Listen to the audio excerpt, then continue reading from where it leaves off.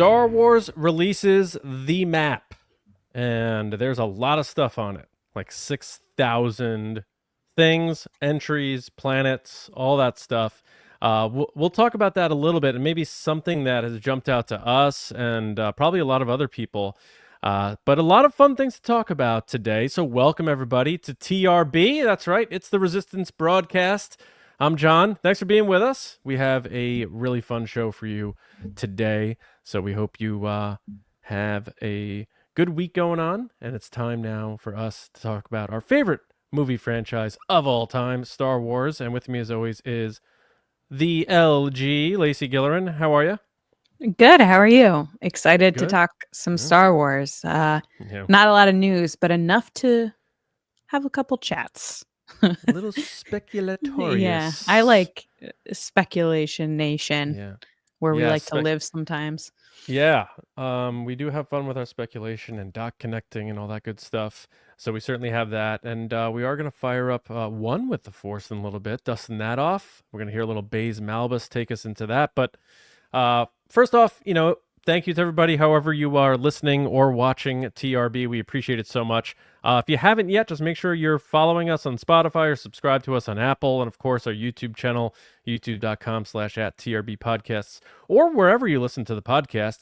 And if you don't mind, if you know people who love Star Wars and you think they'd enjoy the show, send them a link. Tell them about TRB or have them just look up TRB, the Resistance Broadcast. That's the best way for us to grow, is sharing it with people that value your opinion. Yeah, word of mouth is the way to go. So just like with the rebellion, we got to make it happen. So please spread the word and help us out. And we appreciate that so much. Speaking of make it happen. Yeah. So before we get into One with the Force, we have to always, whenever this comes up, highlight one of our favorites, Alden Ehrenreich, who is now making the rounds for Ironheart, which has just released its first 3 episodes on Disney Plus. So obviously still under the Disney family. We have Alden Ehrenreich in the cast, playing a pretty significant role as it's being revealed. But Lacey, who did he speak with? And I believe we also have a clip to take a look at. Our girl Ash. Do you want to roll the clip? Yes. Let's do it.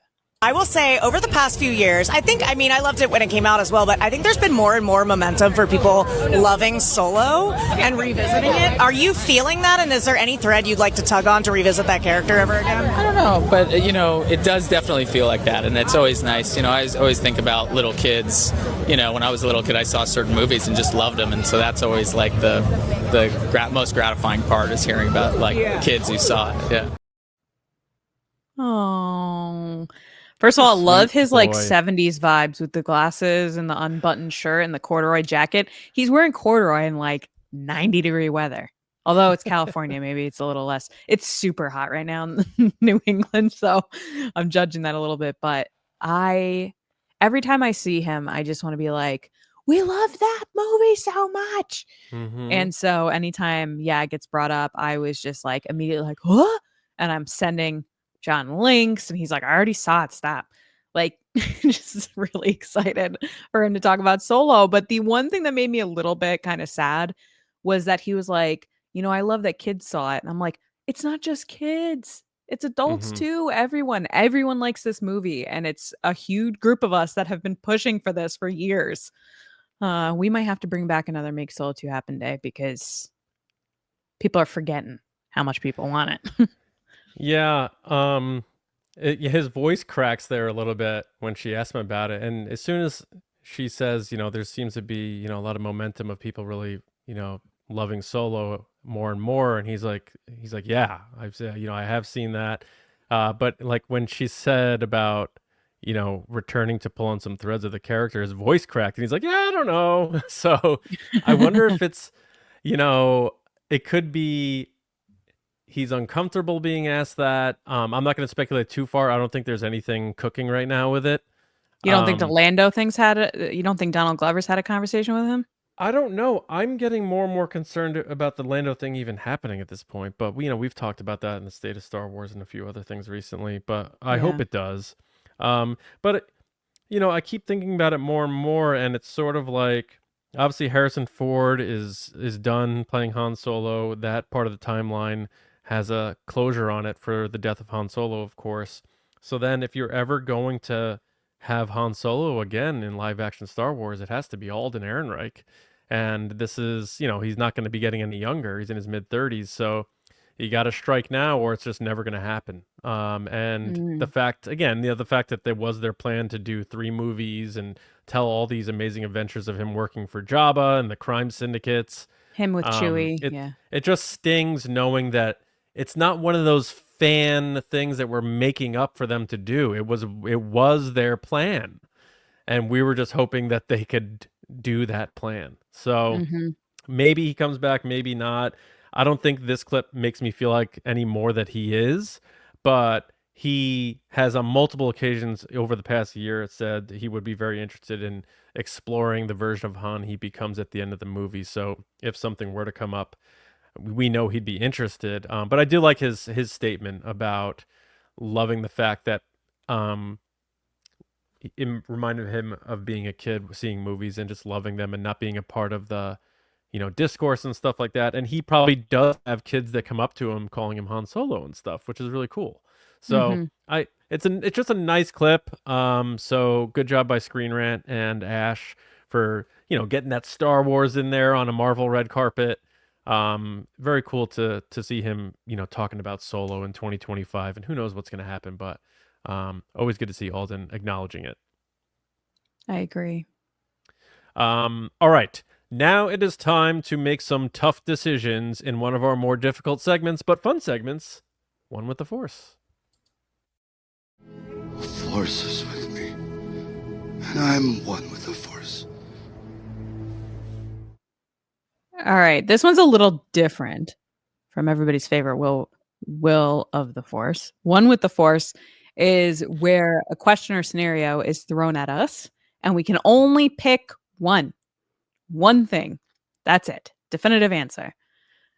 So that's basically it. Kicking it off. First question. You lose a bet and have to get one Star Wars word tattooed on you. No exceptions. It must be one word. What is it, John? I have a question. So I'm going really quick. Does it have to be a specific, just a Star Wars word? Well, no, but when you see the word, it has to be clear that it's a Star Wars thing, if that makes sense. Okay. Yes. Yeah. Go ahead. I think you should go first, probably, though.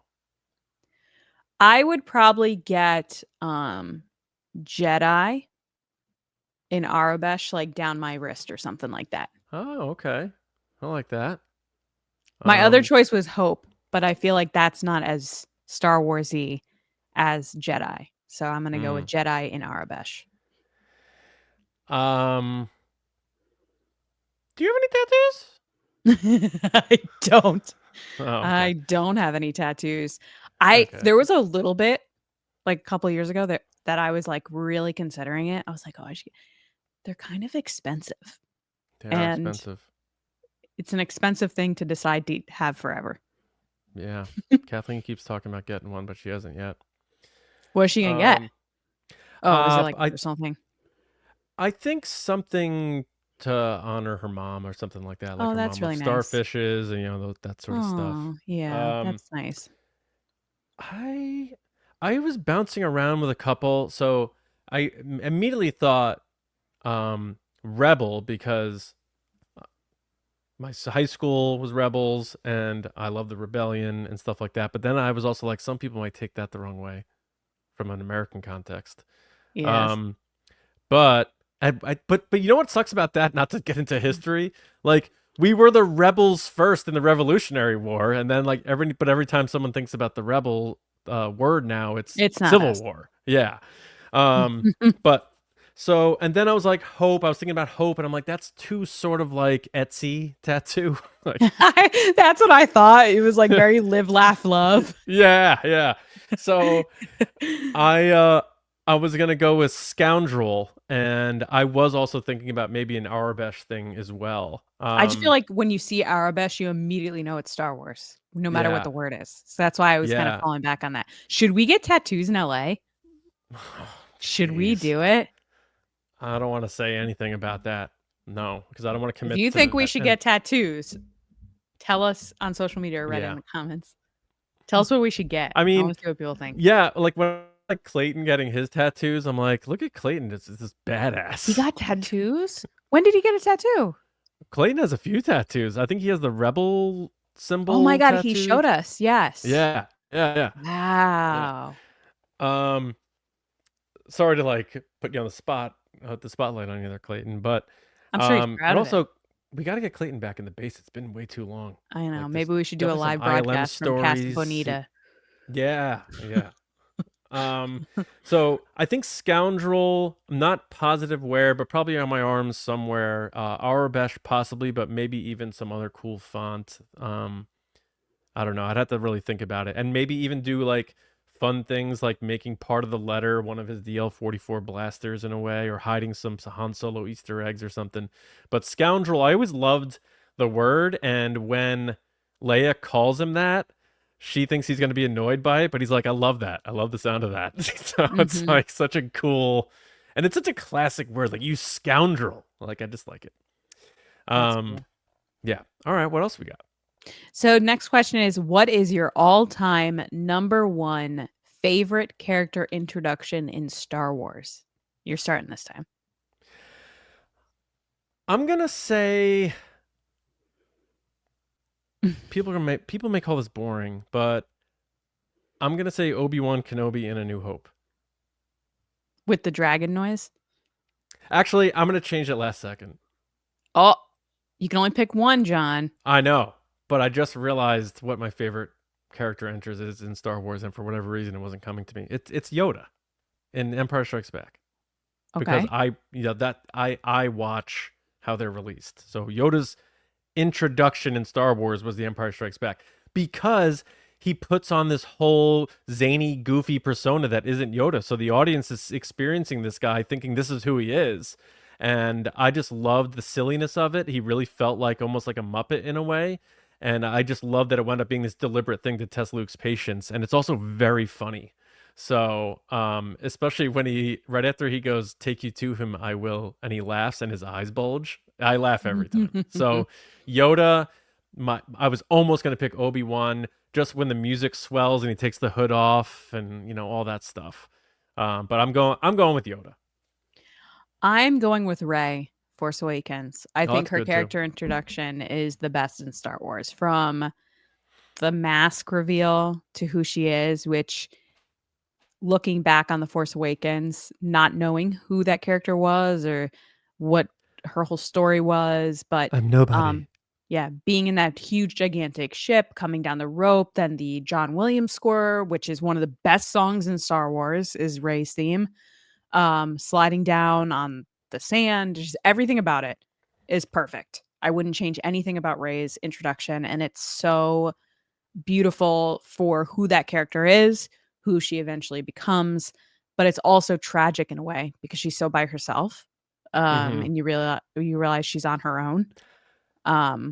That she's just looking for her family, which is so nice. It kind of makes you feel for her before you even truly know the character. So I'm going to say Rey. That's a really good one. That is a great introduction. The song alone makes it the best intro, honestly. And the way it opens with the door and everything. Anyway, next one and last one for One with the Force is, who is a Star Wars character you hate so much that their death satisfies you every single time? I know your pick. Of course you do. This is not a hard. All these, actually, if you were to think about it, the only one is the tattoo one. These two questions, though, are very easy. If you've been listening to me for 7-8 years, you know my answers to these questions. So go ahead. What's my character? Tali Lintra. Ugh. I love to see that girl blow up. Nothing makes me happier than when she turns around and sees the missiles coming and it just bombs away, Tali. Bombs away. Oh, man. I just hurt someone's feelings. I'm sorry. But I'm kind of not because she's still dead.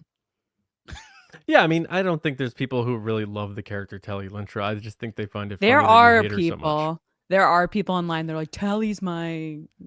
That's just big character." social media BS to get attention. Look, if we're being honest, You cannot have a movie where Tally Lintra gets the same death as Admiral Akbar. Get the F out of here. Like, get spoilers. out of here. People know. Get out of here. Spoilers. So No, you know no, no. what? I'm going to be Spoilers. satisfied that Tally dies every single No. time. No. Yes. Spoilers. Shoot a McGavin right in there. Kylo Ren did the best thing he could ever do by just murdering her. Enjoy it every time. Spoilers. Bombs away. That's right. Foreshadow. Go ahead, Sean. You spoiled it. You spoiled the whole thing. Oh, come on. Admiral Akbar. Are you serious? You're happy with his death every time? How dare you? So insulting. Oh my god. I'm kidding. No, it's not Admiral Akbar. It's He deserved more. So much more. I mean, Palpatine's too obvious. I was trying to think of something that's sort of like. But off the you beaten don't hate path. that character though. You like that character. I do like that character. Yeah, you gotta pick someone you hate. Like, even if they're a good guy. Yeah, that's the question. The question isn't what character do you love to hate? It's what character do you hate? Come on, you know. have one. You have to have Do at I? least one. Do you help me out? Because then, because I'm having a hard time. Who do I hate? What's that guy that was in The Mandalorian that was annoying? Toro Calican or whatever his name was. Didn't he die? He died. I don't. He Did died. he die? A good death. Yeah, I think Toro he died. Calican's a good one. Yeah, F that Sorry, guy. Steele Saunders. I hate that guy. Your Get outta fake here. love of Toro Calican. Bombs the way. Shots Everyone has a fired. character on social media they pretend to love. I just find like not anymore. I think it's toned down a lot, to be honest. It's become more of a heightened sense of ridiculousness that every time a show or movie comes out, everyone's like, oh my God, I will die for this character, protect this character at all costs, blah, blah, blah. And then that show ends and then they never talk about that character ever again. And I'm like, I thought this was the character that we're protecting with our lives that you care so much about. But it's become such a heightened sense on social media that like, I need to claim this thing. Oh, I'm this person. It doesn't, you can just like stuff. You don't have to like pick one thing and like drill down on it and just focus on it for 8 weeks straight. Yeah. Oh, you know who I'm gonna pick? I Who? never liked this guy, and I'm just glad to say it. Kiadi Mundi. That character sucks. I hate. I don't like him Mundi. either. Why does Yeah. he's become a hot character lately? I think it's because he's an acolyte. I'm glad he got smoked by those clone troopers. Every time I see that foot slide to stop, and he turns around like, "Oh, what do we got over here now?" Conehead doofus, get out of here. Yeah, Kiadi Mundi. I'm glad. It's like in Batman. I'm glad you're dead. Yeah. Kiadi. Sorry, Kiadi Mundi. I think Anakin should have had his seat, and then we never would have been in this mess to begin with. I know. Kiadi Mundi's a bum. He was also Zooming those meetings. He wasn't even there. And also, like, apparently, if he's around during the Acolyte, he's sort of like looking the other way as the Jedi were doing all these horrible things. You know what his cone head is filled with? Worthless. Skittles. Oh. Just not anything. Just I thought Skittles. That would have been fun. Like, in like Sonic, or do you remember like those commercials where people would eat a Skittle and then turn into a bunch of Skittles. Imagine if that was George's. They sliced him and he just turned into a pile of Skittles. Well, that's what I was gonna say. Like in Sonic, when he like loses his rings, they all spill everywhere. Or like in the Lego video games, like you like hit people and money comes out of them. It's like if you hit Kiadi Mundi in the head, and like a bunch of Skittles just come pouring out. And then the clone troopers just come up and they're like, "Taste the rainbow," and then they shoot him. And then they just sit around and eat the rest of the tropical Skittles on that planet he was on. Taste the rainbow, MF. Yeah, or he wasn't on the tropical planet. He was on That's pretty the special edition. Yeah. Yep. He got Anyway. smoked. Yeah, that's my pick. And that's Maybe it, we right? should get into some news. Yeah. All right. Let's hop into the resistance report. All right. It's the resistance.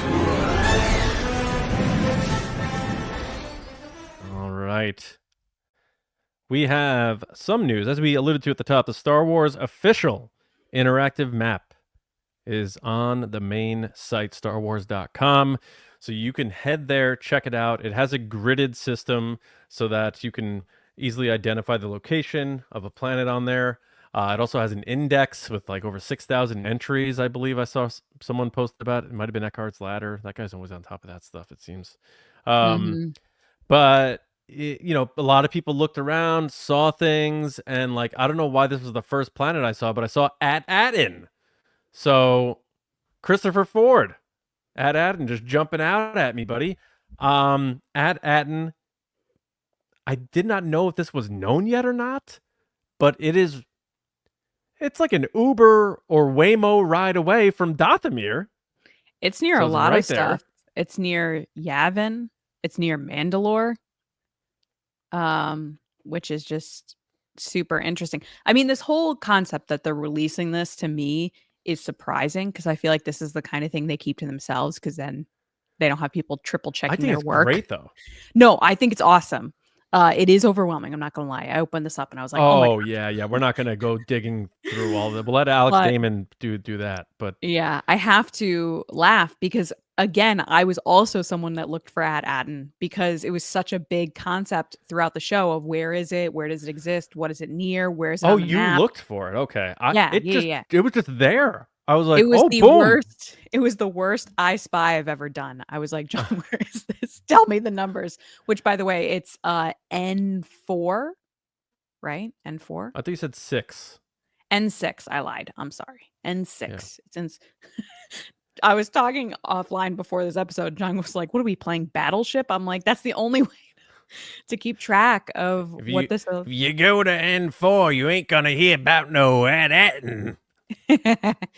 But it is interesting that they have obviously mid-rim, expansion region, inner rim, colonies, core, deep core. Then they have Bothan space, hut space. They show the trade routes.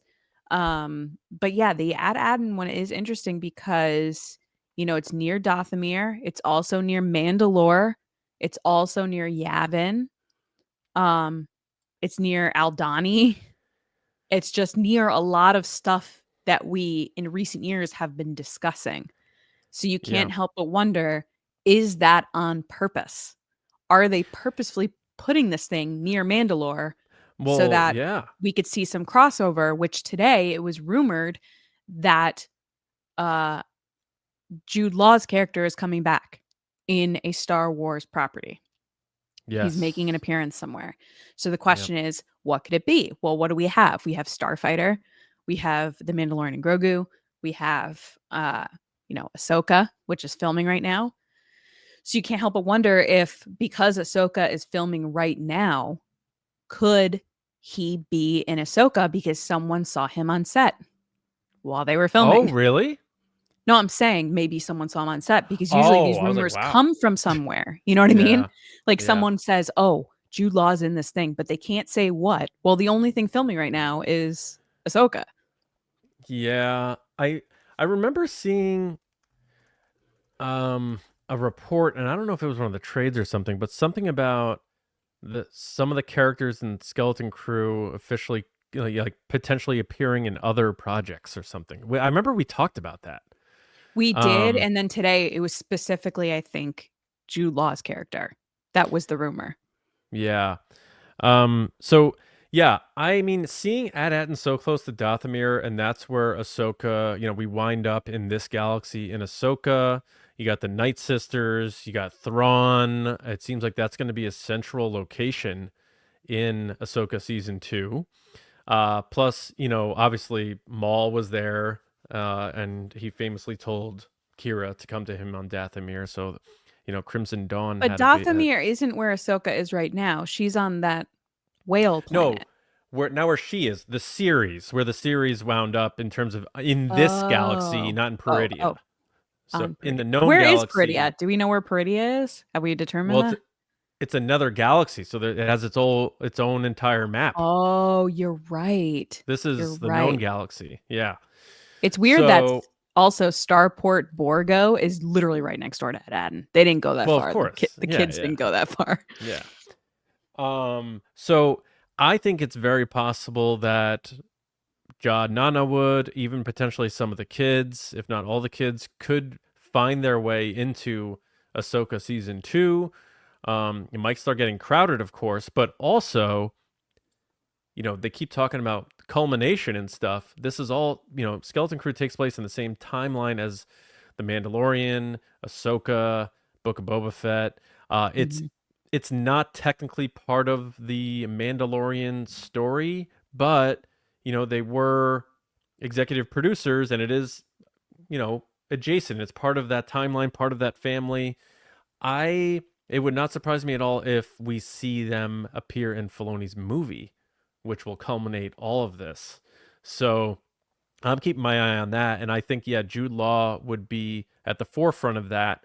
But I would love to see the kids too, and see SM33, and like, what kind of impact can they have on the story? Is it going to be one of those things where there's this sort of war in between the episodic Skywalker saga wars, where it's sort of an all hands on deck thing, and they bring in people like this, like the Skeleton Crew gets involved somehow, or I don't know. There's a lot that they would have to connect there, but it just makes sense to me from a timeline perspective, and who's executive producing all these shows being the same people, Jon Favreau, Dave Filoni, and that they kept saying there's going to be a culmination. Now, they never said Skeleton Crew would be a part of it, but you're slapping Ad-Atten, which was a brand new planet that John Watts and Chris Ford created for this, and you're slapping it right next to Dathomir. I don't think that's by mistake. So And I'm it's keeping an eye by on that. Agent Kloss. It's by Dantooine. Yeah. Like, it's really by a lot of recognizable names that you're like, oh, wait a second.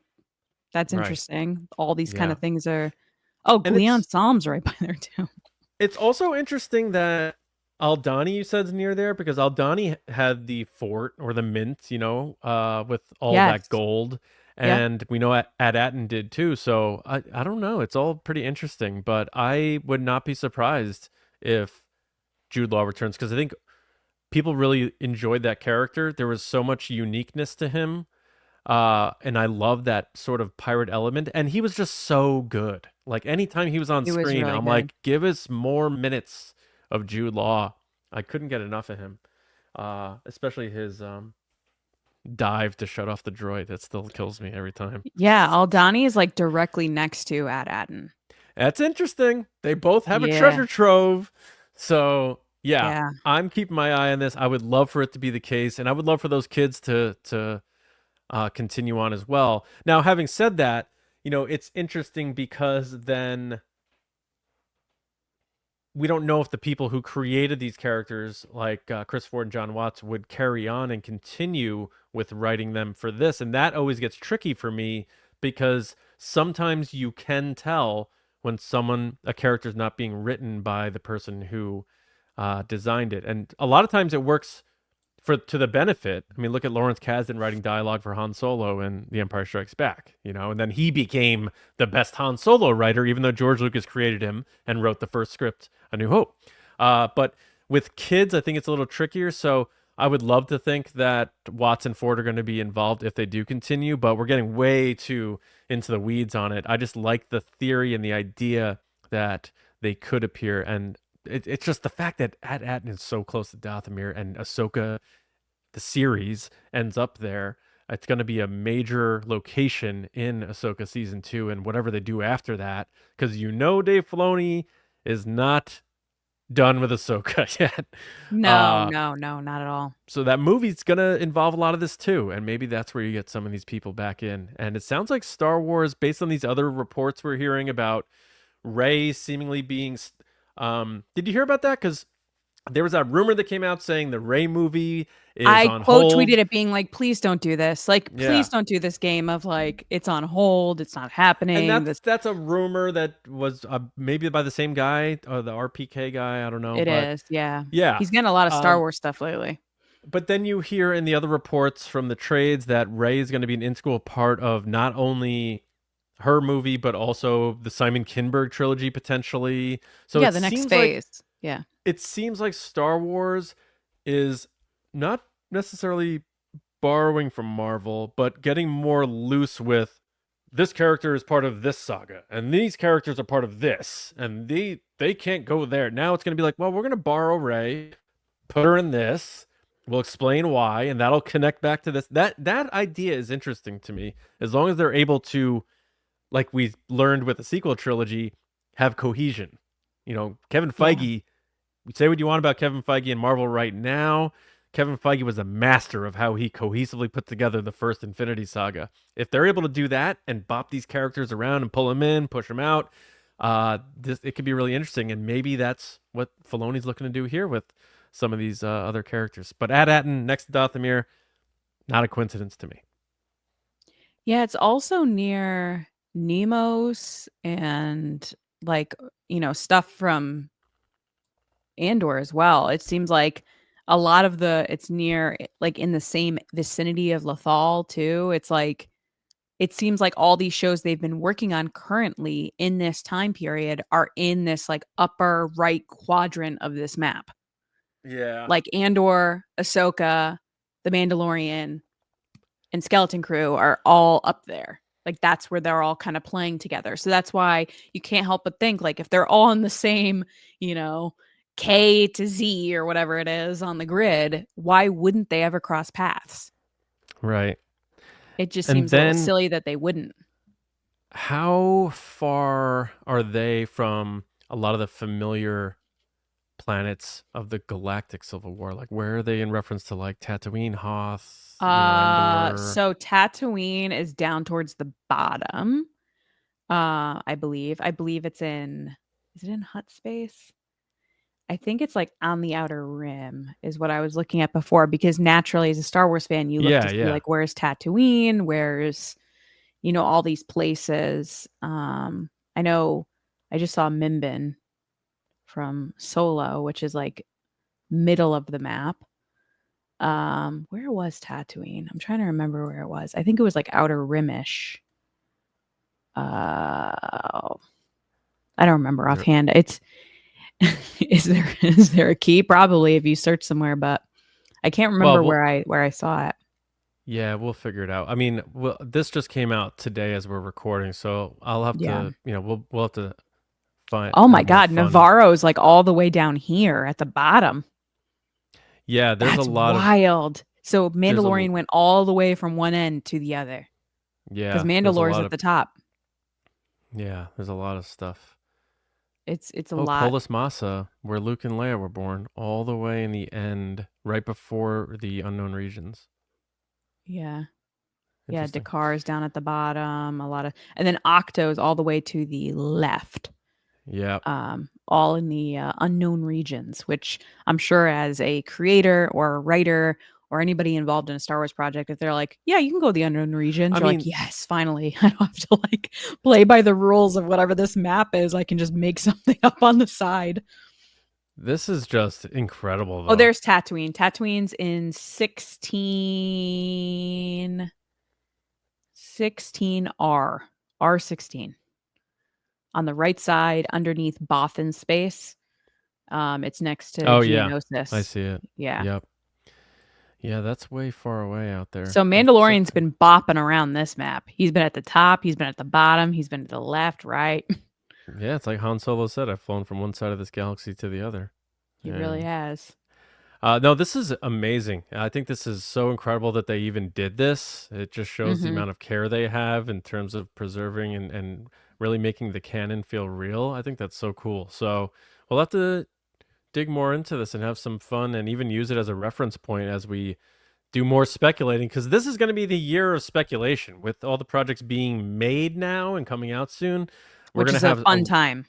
It's a very fun time. We're going to have a lot of fun speculating as little nuggets of news come out, because one of the things I love doing the most on this podcast is connecting those little breadcrumbs, or following the breadcrumbs and connecting dots. I mean, I'm really excited about doing that. So interesting. And let us know as you're listening, What do you think about those theories?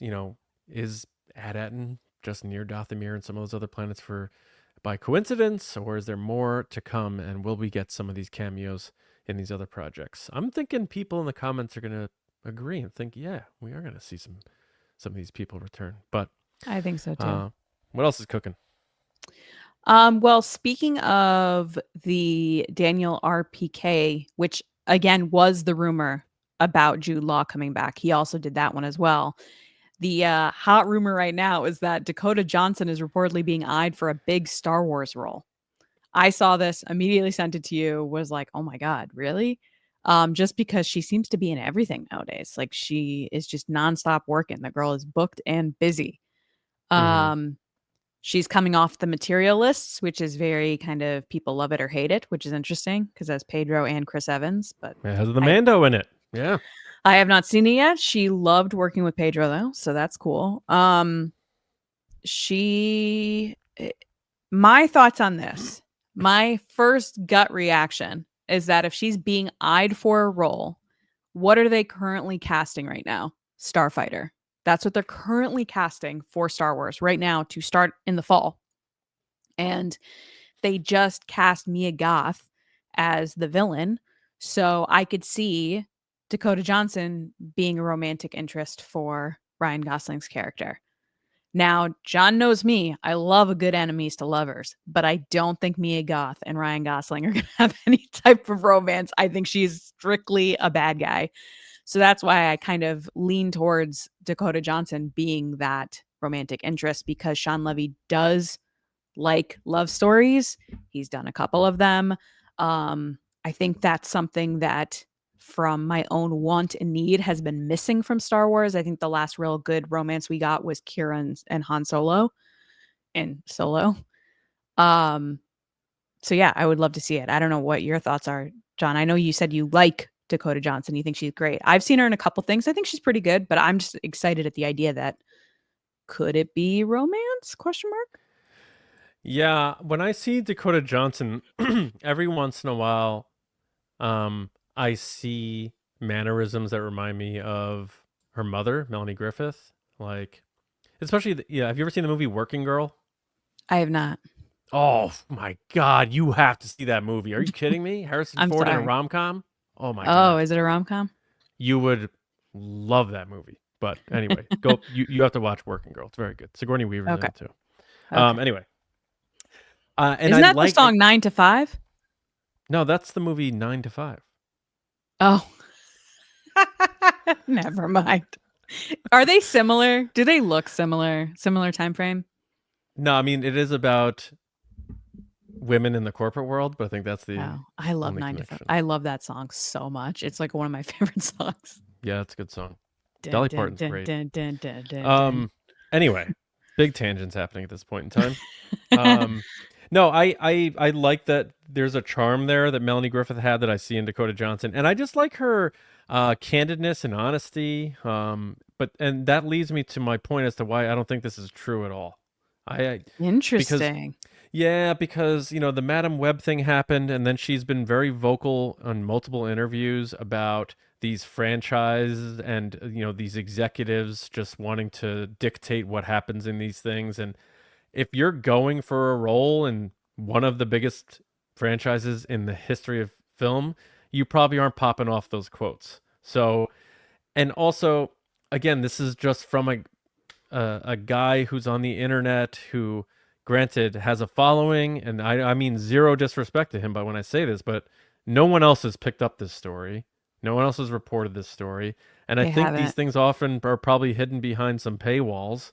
So it's a huge pinch of cinnamon for me, but I'm even going as far to, if I was doing the rumor review that I used to do, I would say that this is not true. I do not think Dakota Johnson is currently being eyed for a big role in Star Wars. It might be time for you to bring that back with all these rumors coming out. Yeah, maybe this is the year because there's so much stuff being made. Maybe you join me. We do some dual rumor tackling. Yeah, maybe. What if we make it a segment on the podcast? Who knows? Maybe. I feel like she's not going to make it in the movie. I don't think this is going to happen because I don't think she's really interested. I think eyeing can be her agent saying something or a casting director having a conversation with her agent and then being like, oh, blah, blah, blah. You know what I mean? Starting the whispers. I don't think it's going to happen, but I feel like they're casting for a romantic interest for Ryan Gosling. I would love it. Look, like, Yeah. I don't even like, I haven't seen enough of her. I haven't seen 50 Shades of Grey. I haven't seen The Materialist. I haven't seen a lot of her movies, but I've seen her in movies. Like, and I think she's, as far as I know, she's a very capable actress. And let's be honest, Star Wars is typically not known for great acting performances. You know, if we're being honest, there was a lot of stiffness and wooden elements to parts of the prequels. I love them dearly, but if we are being fair, there are some of that. It's not people's best career move. Yeah, like I don't think Natalie Portman, even though she's softened up to talking about Star Wars in a retrospective way, I don't think she would ever say that this is what I send people to show them my capabilities, my skills. Yeah. And part of that's George's dialogue and 55-year-old single man trying to write teenage love stories sometimes with a lot of people saying, wow, George, you're the best. Go for it, George. Whatever and I love it. George. Trust me. And please explore the nuance. I love it. Phantom Menace is my favorite prequel, and Natalie Portman is as wooden as ever in that one out of the three. So I love awkward. That movie. Yeah. So I don't know where I'm going with that, but I think she would be great. I love her spunk and her personality. She has that Carrie Fisher tinge, but it's like a light version of Carrie Fisher because Carrie Fisher was like a tornado.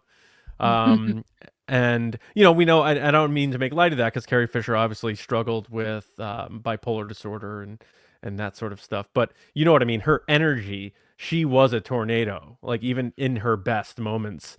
Dakota Johnson has that. She doesn't mind saying what's on her mind, and her press stuff has been hilarious for The Materialist. The first time that she made me she reminded me of Carrie Fisher is when she called out Ellen on her BS, and I was like, wow, okay. No, that's not actually what happened, Ellen. Yeah. She ended Ellen's career. That was the beginning of the tipping point for Ellen. Yeah, she called her out, and I was like, wow, she's so just real. Like she's that type of person who you could tell sucks the stuffiness out of a room, and I like that. So I did it to Jimmy Fallon too. He was laughing at her, and she was like, "Are you going to let me talk, or are you just going to keep laughing?" I love it. You got to call out the phony baloney stuff. Yeah. So I would love it. I'd be down if she got into some Star Wars. She's also beautiful. But I don't think this rumor is true. I just don't. All right. Well, another story has come up while we have been recording, which was a Business Insider interview with Rogue One director Gareth Edwards. So he's making the rounds for Jurassic Park, Jurassic World, Rebirth, or whatever. And now, of course, to be clear, hold on. For our audience, literally, we're just popping this in right now. This wasn't on our show notes. Yeah, all right. John's panicking, but it's okay. John. I am not panicking. Are you kidding? So they, of course, asked him about Star Wars because that's the popular topic and they want to get that soundbite about how people are so happy with Andor and how people love Rogue One and if he would ever consider returning to do more Star Wars. And he said, quote, "I'm very happy to move on and do my thing." Oof. And so then they said that, the fan sentiment for Rogue One is overwhelmingly positive and is the best Star Wars film of the Lucasfilm Disney era. And he said, quote, "I appreciate it. I'm very grateful that people say nice things." And that is all he said about Star Wars. So I wanted to get, which I appreciate that I'm getting your actual reaction right now. I'm going to be honest, I'm not surprised. I don't think that process was a great process for him. I have met Gareth Edwards. I have spoken to Gareth Edwards. I took his photo for social media and then immediately was told to delete said photo from social media. He's very kind, but I think that Lucasfilm in general are very protective of what happened with Rogue One, and they know that Tony Gilroy kind of came in and saved the day a little bit. I think he knows that, and he's just ready to move forward with his, doing other things. He did that one movie, was it The Creator? Now he's doing Jurassic Park, which has the Rancor monster in it. I think he's just ready like everybody else. Like once you do it, you just want to be like, okay, I'm moved on. And like he's happy that people have their reaction, but I'm not surprised that he's like, I'm good. I would love to. Is there a video of this interview or is it just in print? I am seeing a tweet about it that says via Business Insider. This is one of those both of those answers he gave. I have to see how he if they said did that. it on the carpet. Well, I want to hear his tone of voice, the look on his face. Like that's where you find out how the guy's really feeling. It's in print. It's not in yeah. My thoughts. Which the very grateful, happy people say nice things was in response to the people saying it's the best Star Wars film of Disney. And he said, I don't agree with it, but I appreciate it. So they'd cut that off in the previous thing that I had seen. But yeah, he said he doesn't think it's the best Star Wars movie. I think he's being nice. He's saying, hey, that's very kind of you. I don't think that's true, but thank you so much. That's so nice of you. Like he's not saying like, oh, I'm the best. And then they're like, would you come back? And he's like, I'm happy to move on and do my thing. Well, it's clear, it's been well documented, and Tony Gilroy, you gotta love his candidness in the way that I appreciate Dakota Johnson's. He has said so many things that you're able to put two and two together. Like, they filmed the beach scene with Jyn running with the plans in her hand. And, we've seen clips in the trailers that didn't end up in the movie. And there's a Gareth Edwards version of Rogue One. Like, he shot his ending. People never talk about that. People to this day say stuff like, give us the Lord and Miller solo cut. But nobody says, give us Gareth Edwards Rogue One. And it's like, that's interesting to me.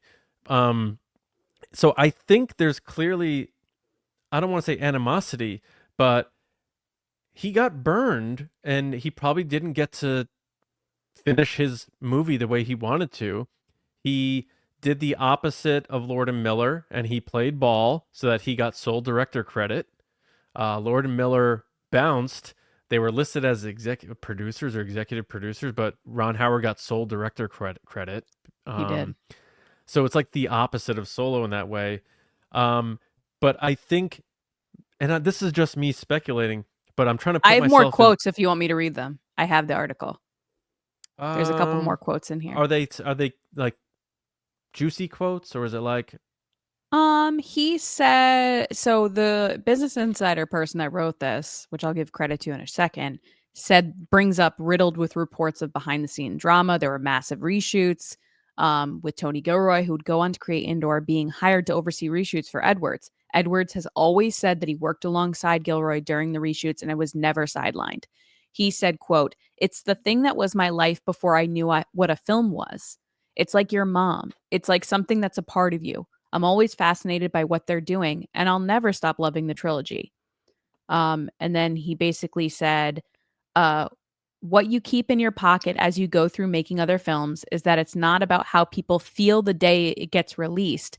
It's how people feel about it 10, 20 years from now, he said. When you make a movie, you're living at least a year from now.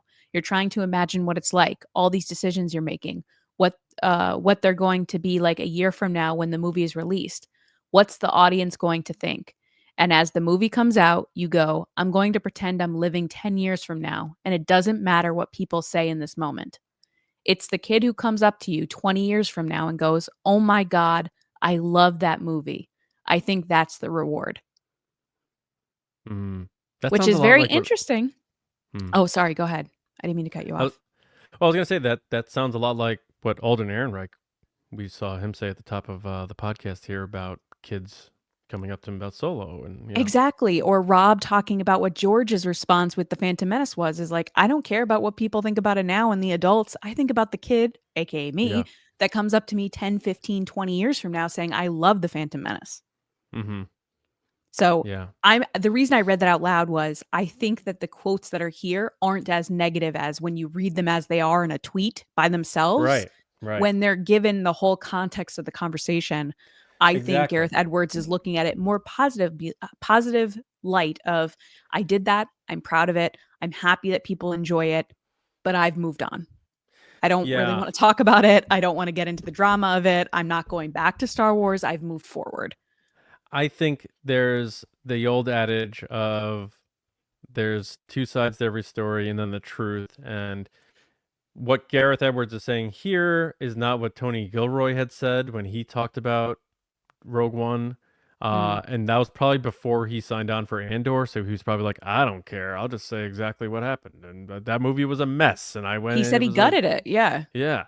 So I think Gareth Edwards is playing the good soldier here, saying the right things, being classy and respectful. Playing the game.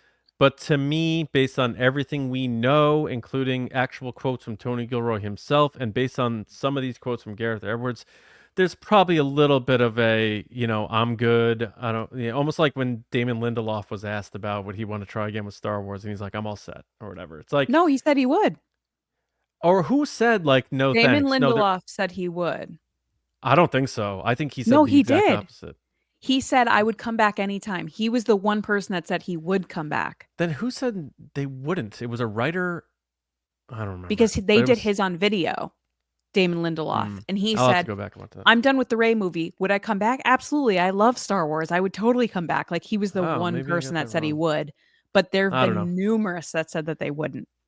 Yeah. Numerous. So I just think, maybe he feels a little jilted about it, and it probably doesn't feel great. I mean, Colin Trevorrow is one. Colin Trevorrow, off the top of my head, said he wouldn't go back to Star Wars. Who else? Zack Snyder said he would never go pitch another Star Wars. A ton of different people. Yeah. I think it probably doesn't feel good for him to see Tony Gilroy getting all these accolades for Andor, and often talking about Rogue One a lot as though it's his movie. Nobody mentioned Gareth Edwards during any of the promo for Andor or any of the reflections on Rogue One. Nobody brought him up. Nobody, as far as I know, nobody asked about him. Nobody gave him any, credit or anything. And I think I'm going to stop there. But yeah, I mean, it is weird. It's weird to go through a whole process. Like he's saying in the interview is like, when you live and breathe something for so many years and then you've moved on from it, you look back on it fondly in the sense of like, hey, I did that. And you look forward to what people's reactions will be later. But to me, when someone says that, when they go, oh yeah, I'll just, I'm excited for what's to come when people react on this movie, is this is Lacey's perspective, is when I don't want to think about something negative, I think, well, I want to hear what the positive things are from other people. Like the little boy that comes up to me that says that he loves Rogue One, that makes me feel good because I don't have a good memory of that movie. Yeah, it's also distance from, production problems. And, I've talked about that a lot in regards to Solo. I'm like, look, in 10 years, 20 years, no one's going to think about Lord and Miller, and they're going to think about that this movie was shot twice, and it's just going to be that movie. And the same thing with Rogue One. I think maybe part of that answer is like, he wants the movie to be distanced from some of those shakeups with the filming and the reshoots and stuff, and just have it be what it is. And people see that it's a Gareth Edwards movie, and that's what it should be. He should get credit, though. Yeah, but he's does seem like a good guy. I love what he did with Rogue One. I love what Tony Gilroy did with Rogue One. Whoever did what, it's a great movie. I also love Andor, and I also hope Gareth Edwards keeps making good stuff and having a good life. So it's okay to be happy for everybody, but sometimes this stuff happens. So and pops up like it did right now. Yeah, sure did. I wanted to poll our audience on their thoughts about Jude Law returning and maybe some of the Filoni stuff. Maybe we'll do a poll next week, or maybe we'll do a Patreon That sounds poll. good. Yeah, that'd be good. So we want to let everybody know, Lacey, we do have a few minutes here. Tonight on Patreon, we are doing a watch along of Indiana Jones and the Temple of Doom at 9 p.m. East. Lacey's never seen it. I have not. Big Lucasfilm sweatshirt wearing Lacey Gilleran, never seen Temple of Dooms. And now we're going to meet Kali in hell. But yeah, it's going to be a fun watch. So if you are a patron of TRB, just come hang out with us at 9 p.m. We're going to sync up. We're going to watch it, probably Disney Plus version, I imagine, and have some fun. So join us live if you can. If you can't, it will be on Patreon, so you can watch it with us. It'll be the same exact experience.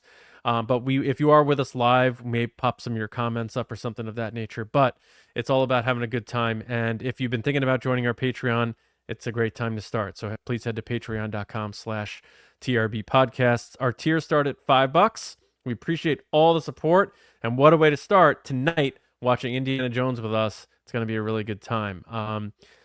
Lacey, anything to add on that? Are you excited about Temple of Doom? What are your expectations? What do you expect to see in Indiana Jones and the Temple of Doom? Because I'm sure you've seen GIFs and memes and stuff like that. But well, I do want to start off by saying I've seen every other Indiana Jones. This is the only one I haven't seen. So I'm not going in never seeing Indiana Jones. I want a little bit of credit here. That being said, I know Kathy Kennedy's at the beginning of this one, dancing around. I know that there's monkey brains involved at some point, and there's a temple, and there's some doom, and Harrison Ford being hot. And that's what I know. Okay. Oh, and then the kid from Goonies. Dick K. Hui Kwan. Yeah. But he's a kid in this one, so. Yeah. Also, Kate Capshaw is the love interest who happens to be the spouse of Steven Spielberg. Like still to this day? I think they're still married. Yeah. So like he put her in his movie and then married her? That might have been what happened. Unless they were already married and then she got the role. I don't know. But man, she really hit it, huh? She got in the movie and also got Steven Spielberg. One thing you probably don't know is that this is a prequel to Raiders of the Lost Ark. So this is the earliest we see of Harrison Ford's Indiana Jones. Wait, I'm sorry. So the series goes Indiana Jones back in time, then forward in time, then really forward in time, and then even further. Yeah, I mean, there's only one prequel. So it's Raiders. So the timeline goes for... And who then, wrote then there's this one? There's the young Indiana Jones. Oh, who did write Temple of Doom? Good question. Because Lawrence Kasdan did the first one, right?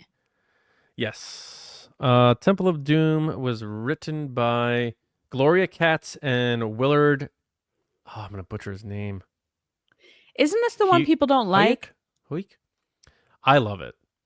Oh, you do? I feel like this is the one people don't like. No? Am I making that up?